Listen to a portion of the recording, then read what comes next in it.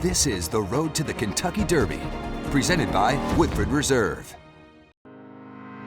The 110th running of the Louisiana Derby at Fairgrounds coming up on Saturday, race number 12 of 15. Let's take a look at the headlines. This is stage 2 of the championship series.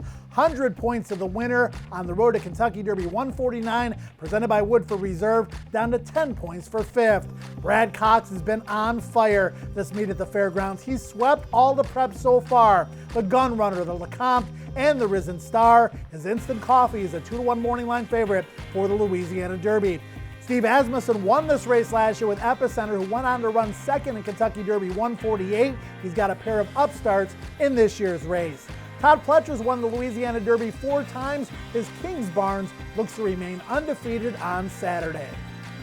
Joe Kristufek, Scott Shapiro with the Louisiana Derby preview. And Scott, the Kentucky Derby, 1.25 miles.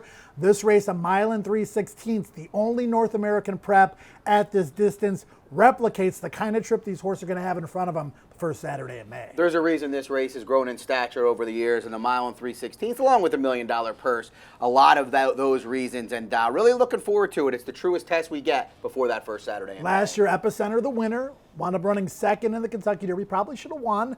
Mandaloon and Country House in recent years, the adjudicated winner of the Kentucky Derby, did pass through New Orleans and the Louisiana Derby on their way to Louisville. Let's take a look at the current leaderboard, Scott. And right now, to me, there are 2 standouts. They are Forte and the horse coming in from California, who looks very good as well, and Practical Move. Everybody else, to me, has to still prove themselves. They were much the 2 best in the 2 championship series races. Forte getting a little more of the headlines, understandably so. Visually, probably more impressive. Of course, he was the 2-year-old champ for trainer Todd Pletcher, but that's not to take anything away from Practical Move, who was really good in his return race for trainer Tim Yachteen.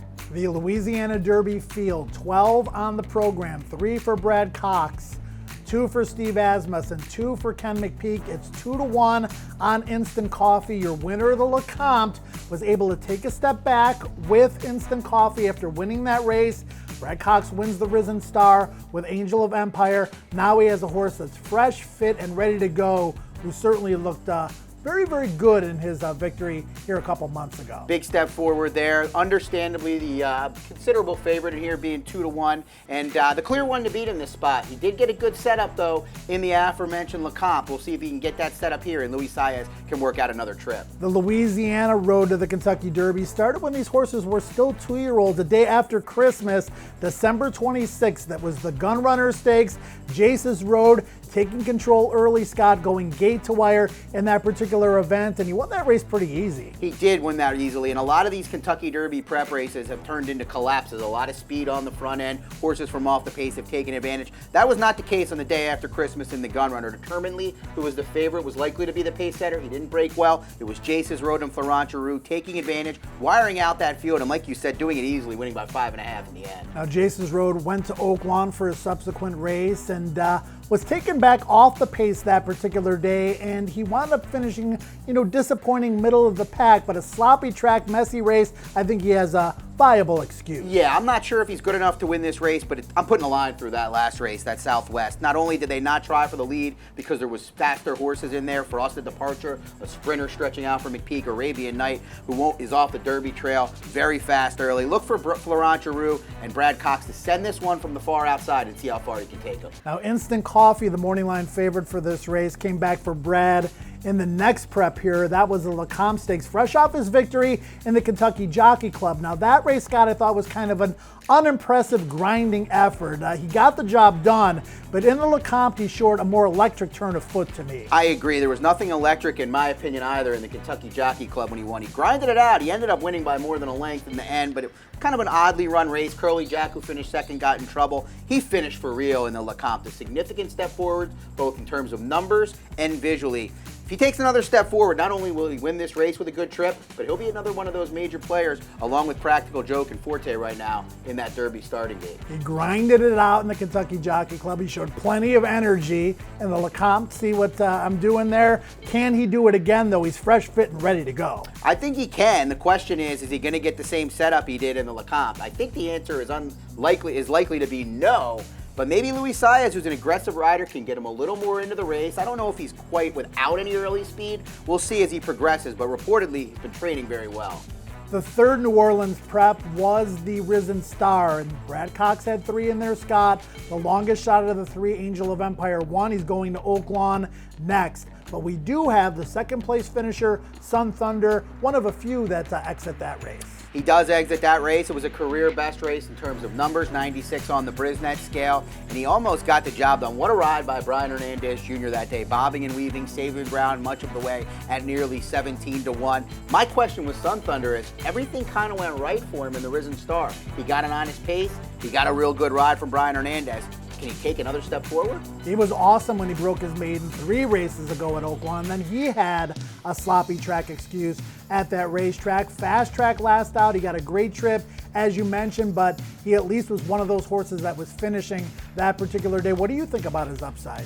I'm worried about him in this race with the lack of speed and the great ride and trip he got last time, but you mentioned it. The only poor performance he's put in has been over the off going into Southwest. He was really good in Oaklawn the race before that on New Year's Eve, and he was good in his third place finish to the dominant determinantly in his maiden breaking performance. If there was more pace, I'd be more excited about him as one of the logicals on the morning line. And this is a gambling game. He's going to be one of the top 3 or 4 choices in the race, so maybe it's wise to look elsewhere. Speaking of top 3 or 4 choices, Kings Barnes is going to take on one of those roles as well for Todd Pletcher. He's undefeated. Pletcher's won the race 4 times. This horse is a perfect 2 for 2, like I mentioned, coming in from Florida. Yep, comes in from Florida, 2 stalk and trip, stalk off the pace, just off the pace trips in one of them and getting the job done. But he broke well in both of those races and circumstantially wasn't on the lead. I think with a good break here and the lack of speed that we've talked about, I wouldn't be one bit surprised if Flavian Pratt has the son of Uncle Mo setting the early pace. There was a runoff speed in that last race at Tampa. Kings Barnes did rate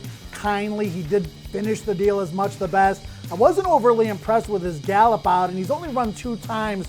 This is a big test against more experienced foes. I mean, this is a much tougher field than he encountered in that Tampa Bay February 12th race. The runner-up, Mikey Bananas, was 10th in the Tampa Bay Derby, and his only win, Joe, came at 4.5 furlongs at Presque Isle. I would say this is a class test.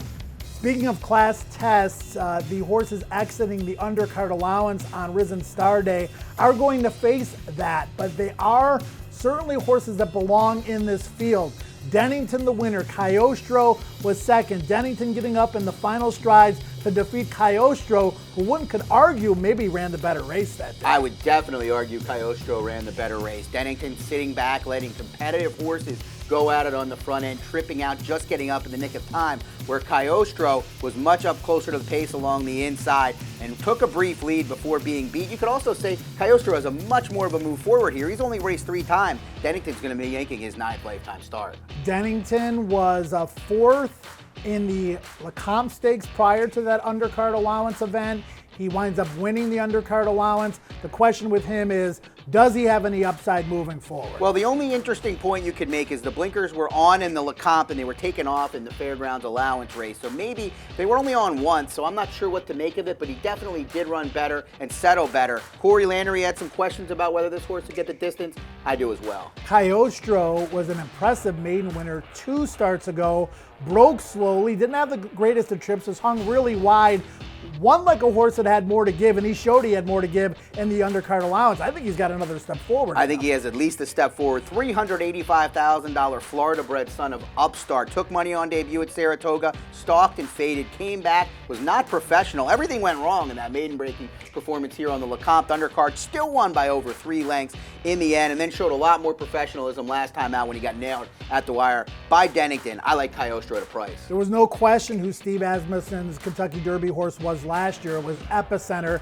This year he's still trying to find that horse. He's got a few possible contenders. Red Route 1 immediately comes to mind, but Disarm is a horse with upside. He looked tremendous when he broke his maiden at Saratoga last summer. His first race of the year, Scott, at Oaklawn. Speed favoring racetrack, a good horse on the lead. He broke slowly, made a couple moves, and then galloped out with the winner. This is another horse that I think has plenty of upside. I think on paper, watching his races, he needs to run a lot better. I think the numbers would suggest that as well, but the Hall of Famer Steve Asmussen telling me a lot about what he thinks of this horse.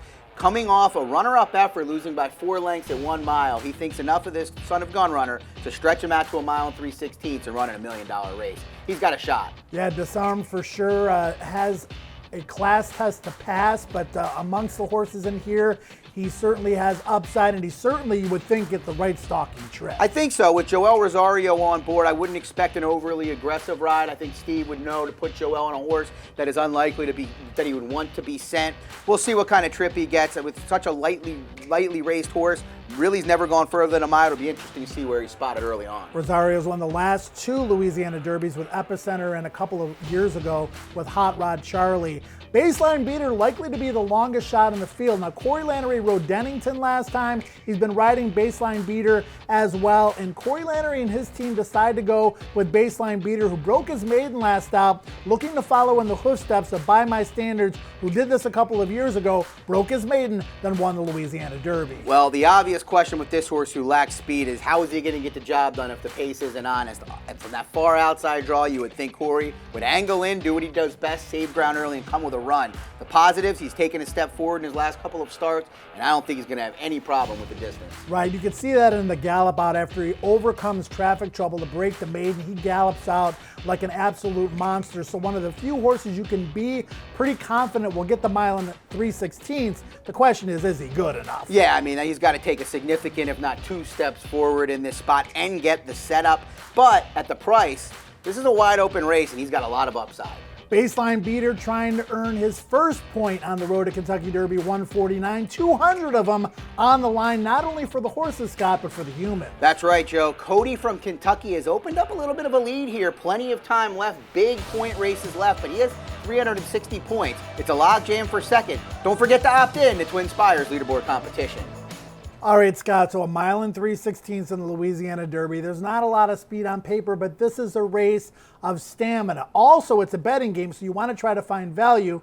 What are your picks? I'm going to look for some value with Cagliostro, the lightly raced Florida bred. Only raced twice thus far as a 3-year-old, only once as a 2-year-old, but has taken significant steps forward after a good effort where he was bet at Saratoga on debut.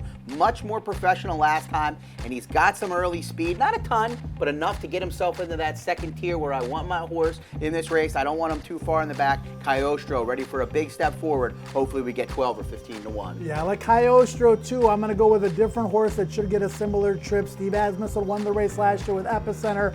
Not sure Disarm is that quality, but the price is going to be right. He should get the right trip. Disarm over Cagliostro for me, and Baseline Beater, my long shot. I'm confident he'll get the distance. The question with him is he fast enough?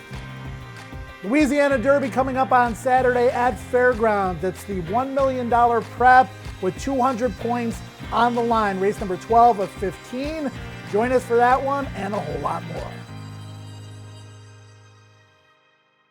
The Road to the Kentucky Derby has been presented by Woodford Reserve.